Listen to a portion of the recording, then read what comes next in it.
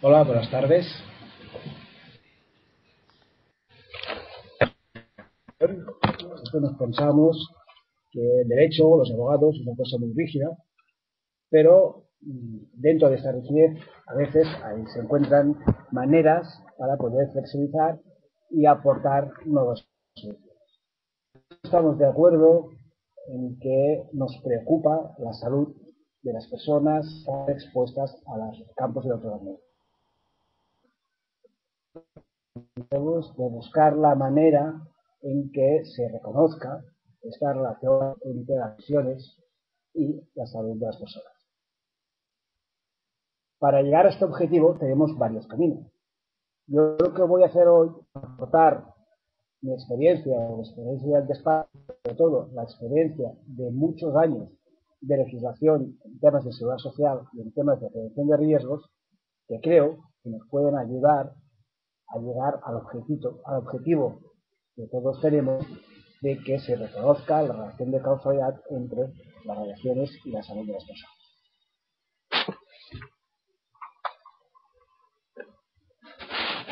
La IARC ha clasificado como uno de los efectos sobre la salud de las personas que los campos electromagnéticos de radiofrecuencia son posiblemente carcinógenos en humanos. Efectos de la salud o de los campos electromagnéticos son muchas, pero esta quizá es la más importante porque hablan de la palabra tabú del cáncer. Hay efectos térmicos, efectos no térmicos. No voy a hablar sobre las consecuencias de la salud porque esto ya no lo explican los médicos. Tampoco voy a hablar de las normativas de la radiación porque ya ha hablado otro ponente, y de los avances científicos porque posteriormente otro ponente va a hablar. Pero yo quiero partir de esa clasificación internacional de la IARC que nos dice que posiblemente es cancerígeno en humanos. Porque si nos vamos a una norma básica en seguridad social y en temas de prevención de riesgos laborales, que es el baremo o la ley de enfermedades profesionales, encontramos que en la última modificación 6 se nos dicen que enfermedades provocadas por agentes carcinogénicos nos dice que los C2, es decir, sustancias carcinogénicas de segunda categoría respecto a las cuales existe una presunción de que puedan considerarse carcinogénicas. Con lo cual ya vemos que el baremo de enfermedades profesionales, que es un tema básico en la prevención de riesgos laborales y en temas de la seguridad y salud en el trabajo, ya nos está avisando que hay ciertos productos cancerígenos, aunque no esté definitivamente demostrado que afectan a cáncer o son mutágenos en las personas, sí que está previsto que, aun no teniendo esa evidencia, solo tiene que estar incluido dentro de los riesgos laborales. La propia IARC nos dice que hay 240 sustancias de agentes químicos que estarían dentro del grupo 2B, eso de los posibles carcinógenos. Con lo cual, estamos hablando ya no solo de las radiaciones, sino de muchos otros productos que estarían dentro de estos 40 agentes químicos o físicos que pueden provocar el cáncer. La importancia de enfocar el tema en la prevención de riesgos laborales está previsto en el artículo 4, que define qué es un riesgo laboral. Nos dice que es la posibilidad de que un trabajador sufra un determinado daño, la posibilidad de que un trabajador sufra un daño.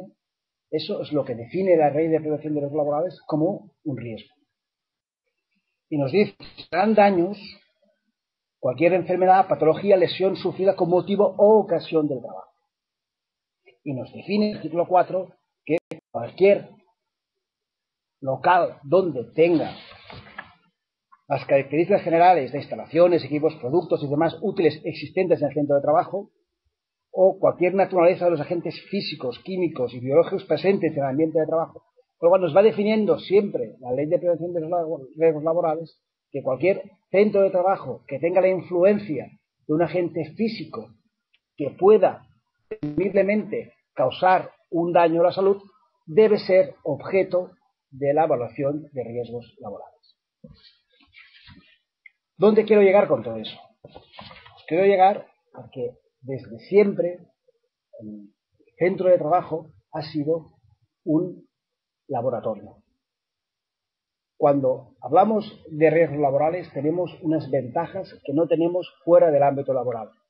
Si tenemos localizada a una persona en un sitio, en un lugar de trabajo, podemos saber debajo de qué tipo de riesgos tiene en su puesto de trabajo. Sabemos las horas que trabaja, podemos medir las radiaciones que tiene en su puesto de trabajo y podemos ejercer toda la actividad preventiva necesaria para poder localizar ese riesgo. Así se empezó con el amianto. En 1940 se decía que el amianto pues, era peligroso para la salud, que no se tenían medidas. Habían unos límites ambientales de 175 fibras por centímetro cúbico. Después, al cabo de unos años, era 0,1, de 175 a 0,1, hasta que finalmente se prohibió. Yo creo que ahora estamos en equiparación con las radiaciones electromagnéticas, pues eso, en esa diferencia, en esas 175 fibras. Estaba hablando de los límites que decía de ir a 400 km por hora por la autopista, pues la misma evolución hemos tenido. Pero en el momento en que se empezó a localizar trabajadores expuestos a fibras en su puesto de trabajo, donde se podía medir el puesto de trabajo, el número de fibras, y sabíamos que se llevaba las fibras, es decir, cuando se podía estudiar las interferencias del puesto de trabajo, se pudo ir regulando esta actividad nociva para la salud. Con lo cual sabemos, igual que ha pasado con las fumigaciones, con la afectación de órganos fosforados, y tenemos una experiencia de determinar que en el puesto de trabajo es un pequeño laboratorio donde podemos analizar datos para tomar conclusiones en relación a la causalidad de las enfermedades. Cuando hemos empezado a tener personas afectadas por los órganos fosforados, no existía ninguna norma, ninguna relación de causalidad, ni prácticamente no existían estudios científicos, porque en el ámbito extralaboral es muy difícil identificar que una persona está expuesta a un producto. Pero cuando tenemos que en un sitio de trabajo tenemos 10 trabajadores que han estado expuestos al mismo tipo de producto, a la misma dosis, y podemos valorar la situación médica de cada uno de esos trabajadores, podemos sacar las conclusiones nos han permitido pues, desarrollar unas teorías, una relación social, unas sentencias judiciales. Porque en definitiva solo se avanza a través de las sentencias judiciales. Y aquí hay que hacer un parón, explicar una cosa muy parecida a lo que puede llegar a ser la sensibilidad electromagnética, que es la sensibilidad química múltiple. En el 2001 empezamos a tener los primeros casos de personas afectadas por la sensibilidad química múltiple por la exposición a órganos fosforados. En ese momento no existía ninguna sentencia. Nadie nos hacía caso. No existía la sensibilidad química múltiple. En Estados Unidos había mucha jurisprudencia. Nadie hablaba de la sensibilidad química múltiple.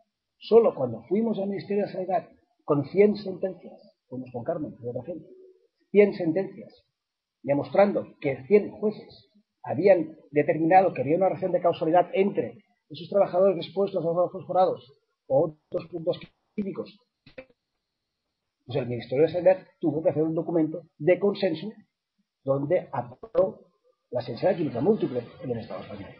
Y ahora ya el gobierno de España está proponiendo al Congreso de los Diputados que se introduzca la sensibilidad química múltiple en el CIE y se regularice la situación de esta enfermedad.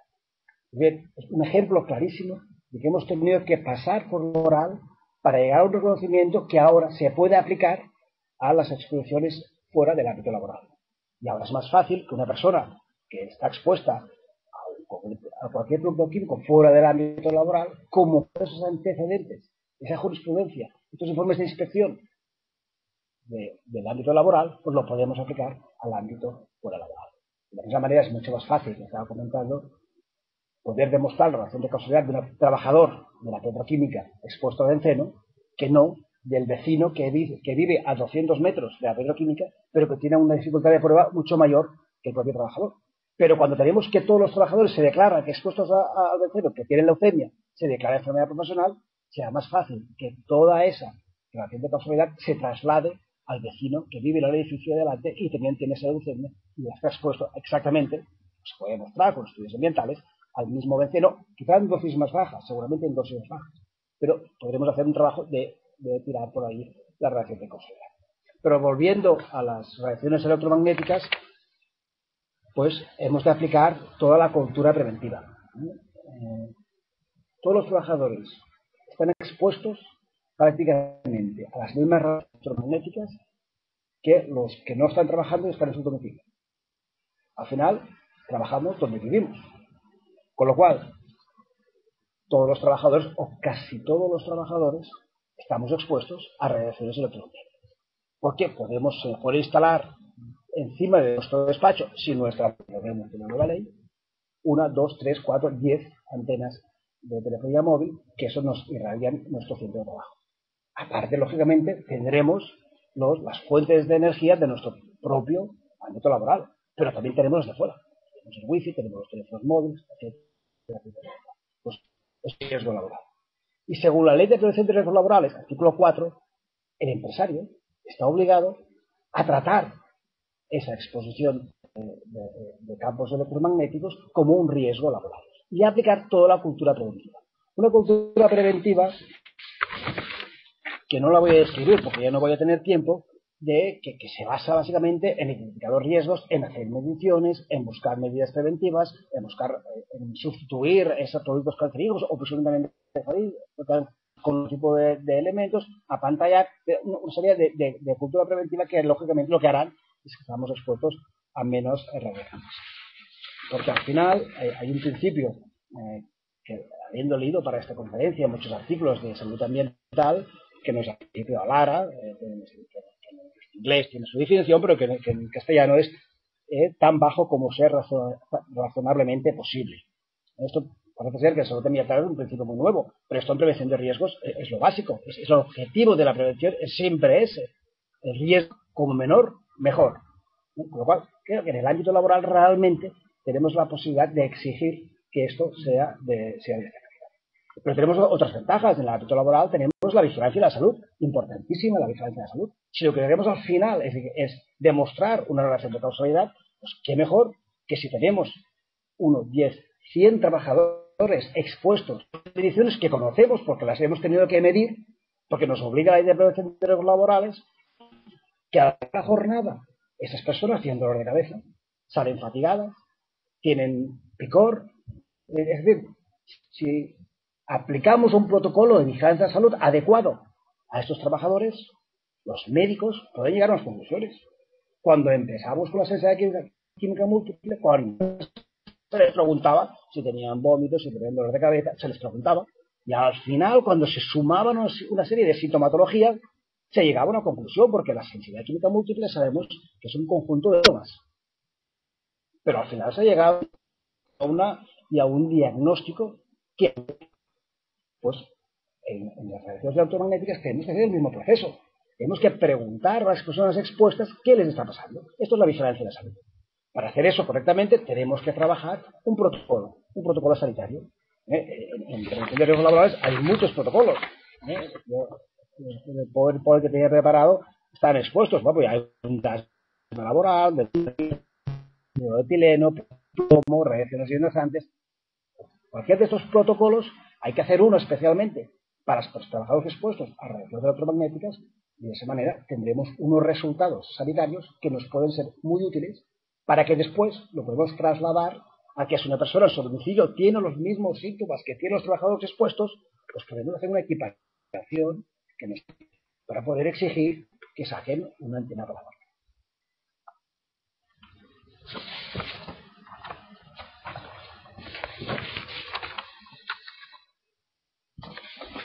Y otros elementos. Dentro de la vigilancia de salud hay, pues en prevención se llama el control biológico. También se puede realizar. No soy médico, estoy capacitado para decir qué tipo de control biológico podríamos aplicar a un estar durante 8 horas expuesto a un número determinado de radiaciones. Pero seguramente a nivel celular se podría encontrar la manera de hacer un análisis biológico de estos horas expuestos. Con eso también podemos sacar unas conclusiones claras. Porque repito que es fundamental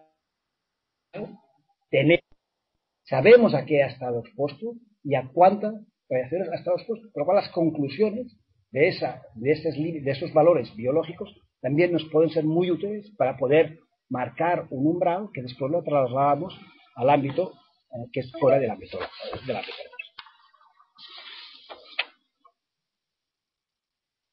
Todo eso, ¿para qué nos puede servir? Esto ya es un paso más imaginativo. Claro, yo soy un trabajador o soy un empresario que en mi centro de trabajo, por decisión de una compañía telefónica, me instalan una antena. Y mi servicio de prevención hace un estudio y resulta ser que un porcentaje importante de mis trabajadores sufren unas consecuencias por esa acción que ha hecho un tercero. Bueno, eso es un riesgo laboral. La ley de prevención de riesgos laborales protege al trabajador frente a ese riesgo laboral. Pero aparte es un riesgo laboral que nos ha dicho la IARC que puede ser posiblemente cancerígeno. Y la obligación del empresario de terceros es que ese trabajador no esté expuesto a ese riesgo laboral. Es una cosa muy elemental en prevención de riesgos laborales. Pues bien, la nueva ley de la jurisdicción social nos permite, concretamente dice, para garantizar el cumplimiento de las obligaciones legales y convencionales en materia de prevención de riesgos laborales, tanto frente al empresario como frente a otros sujetos legal o convencionalmente, así como para conocer la impugnación de toda, podrán ejercer sus acciones a estos fines en igualdad de condiciones trabajadores por cuenta ajena. Es decir, que cuando existe un riesgo laboral, el trabajador, y entiendo, el empresario, puede ejercer una acción de paralización de ese riesgo laboral frente al empresario o al tercer incumplido. ¿Qué nos permite eso? Nos permite ir directamente a la vía social. ¿Qué ventajas tiene de ir a la vía social? Pues unas muy básicas. Primero, no hay tasas.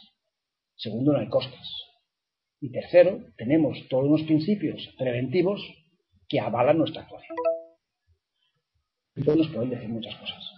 Esto no deja de ser una idea, que cuando la ejecutas vas a tener muchos problemas. Nos pueden decir, como hay gente, de interés general y que esto está por encima de la salud laboral. Bueno, a ver si lo dicen. Porque si al final el argumento de las compañías telefónicas que serán demandadas en un juicio laboral en el cual estaremos pidiendo que saquen esa antena porque está afectando la salud de mis trabajadores, a ver si es que vienen a decir que bueno, que sí, que reconocen que esto causa un daño a la salud, pero que es más importante porque es de interés general. Pero en todo caso, eso que podemos hacer prácticamente en todas las empresas que tengan con una distancia prudencial unas antenas, realmente, pues tanto el empresario o el servicio de prevención o los trabajadores quieren hacer esa labor de analizar las radiaciones que están sufriendo, de que haga un servicio de vigilancia de salud, que haga una investigación de cómo afectan estas radiaciones a los trabajadores, que los resultados sean viables, que se demuestra que realmente todo eso lo estamos diciendo, y plantear demandas en los juzgados sociales, a ver qué pasa para que saquen de ese riesgo laboral. Esto es una regla, como he dicho antes, flexible. Podría dar a todo una jornada entera hablar de cada uno de los aspectos, porque he ido muy rápido, muy genérico, todo esto es muy discutible, pero lo que tenemos que hacer es ampliar un poco el campo de visión.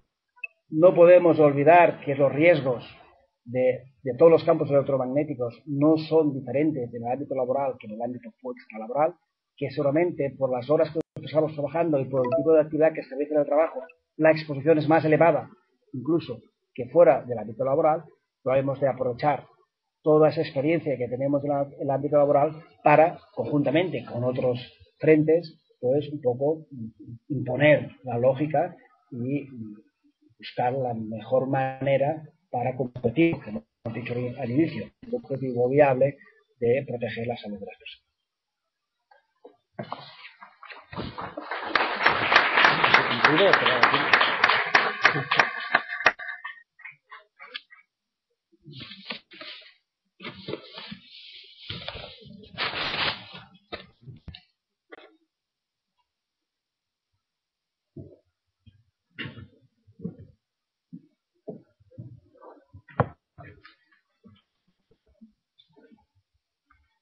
Gracias, señor Cortés. Vamos a dar